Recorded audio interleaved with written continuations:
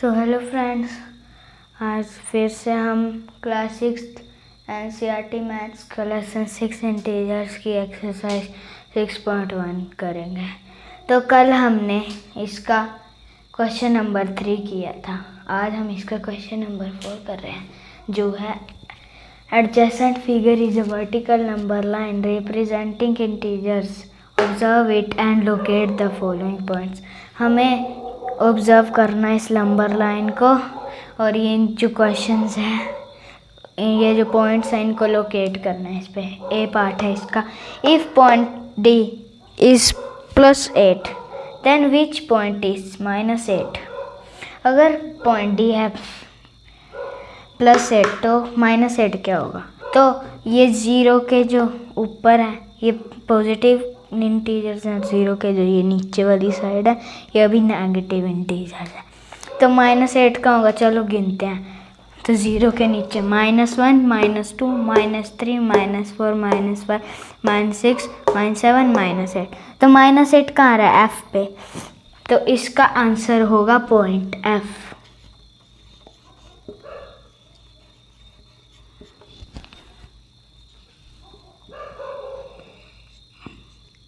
तो फ्रेंड्स, अब हम इसका बी पार्ट कर रहे हैं।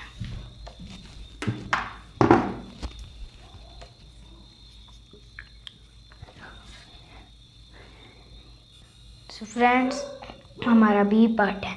इस पॉइंट जी अ नेगेटिव और अ पॉजिटिव इंटीजर। इसमें बोला है कि क्या पॉइंट जी एक नेगेटिव इंटीजर है या कोई पॉजिटिव इंटीजर है। तो देखो, ज़ीरो के ऊपर वाले पॉजिटिव इंटीजर्स हैं और ज़ीरो के नीचे वाला नेगेटिव। तो जी कहाँ पे है? पॉजिटिव पे या नेगेटिव पे? आप गैस कर लो। मैं आपको 5 सेकंड देता हूँ।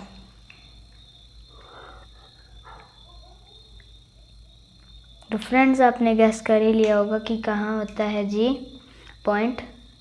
तो जैसे कि हम देख ही रहे हैं, इसमें दिख ही रहा है, तो पॉइंट जी ज़ीरो के नीचे को है, यानी इस साइड को है नेगेटिव इंटीजर्स। तो पॉइंट जी है नेगेटिव, तो इसका आंसर लिखेंगे इट इज़ अ नेगेटिव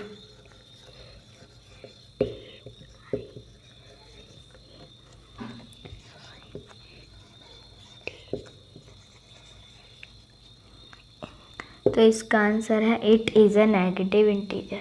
तो फ्रेंड्स, अब हम इसका सी पार्ट कर रहे हैं।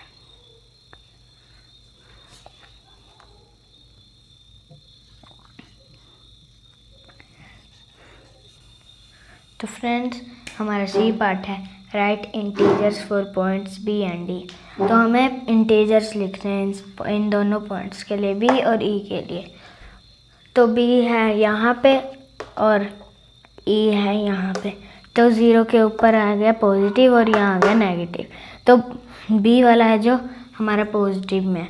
तो बी होगा हमारा, ये कहाँ पे है? बी, ये +8, फिर यहाँ पे आ गया +7, फिर +6, +5, +4। तो ये होगा +4, या हम यहाँ से भी गिन सकते हैं 1 2 3 4, 4 पे आ गया।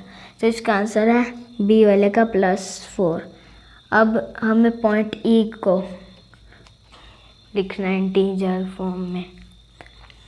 तो पॉइंट इधर है, तो हम ज़ीरो से नीचे काउंट करते हैं। -1, -2, -3, -4, -5, -6, -7, -8, -9, -10।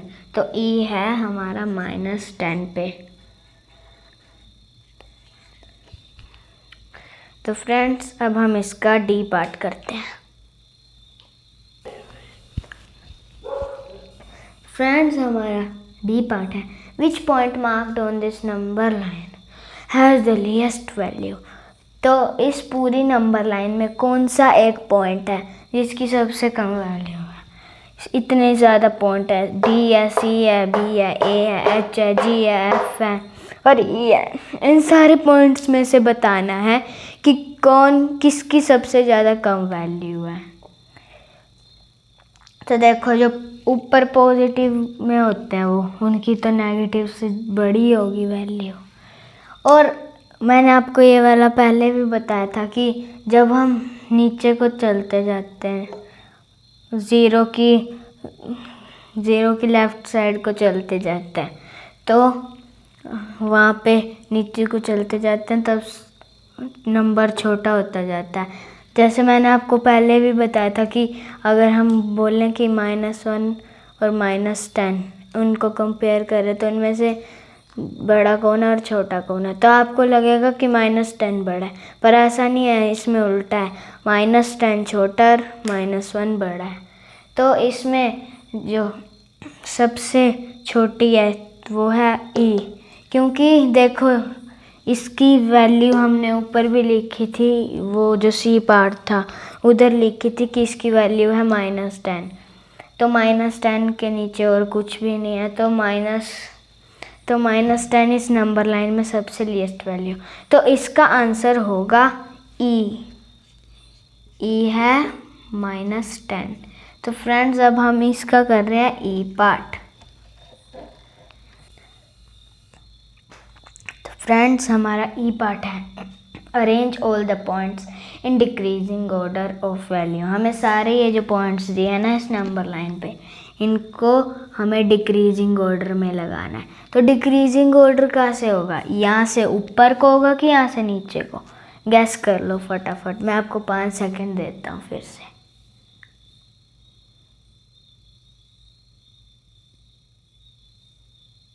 तो फ्रेंड्स आपने गैस कर ही लिया होगा कि इसका आंसर क्या है। तो फ्रेंड्स डिक्रीजिंग होता है बड़े से छोटा, तो यानी पॉजिटिव इंटीजर होते हैं नेगेटिव से बड़े। तो यहाँ से शुरू होगी प्लस सेट से डी पॉइंट से, तो यहाँ नीचे को चलती जाएगी।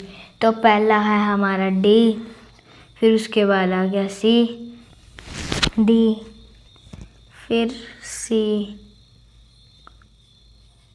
फिर बी, फिर बी के बाद ए, फिर से ए के बाद ये हमारा पॉइंट 0, फिर 0 के बाद एच, फिर एच के बाद जी, तो फिर जी के बाद आ गया एफ, फिर एफ के बाद आ गया हमारा लास्ट पॉइंट जो सबसे छोटा है वो है ई। तो फ्रेंड्स इसी के साथ हमारा क्वेश्चन 4 ख़त्म होता है, और आज हम इस वीडियो को ज़्यादा लंबी नहीं करना चाहते हैं, तो बस हम इधर इस वीडियो का एंड करते हैं। तो बाय बाय।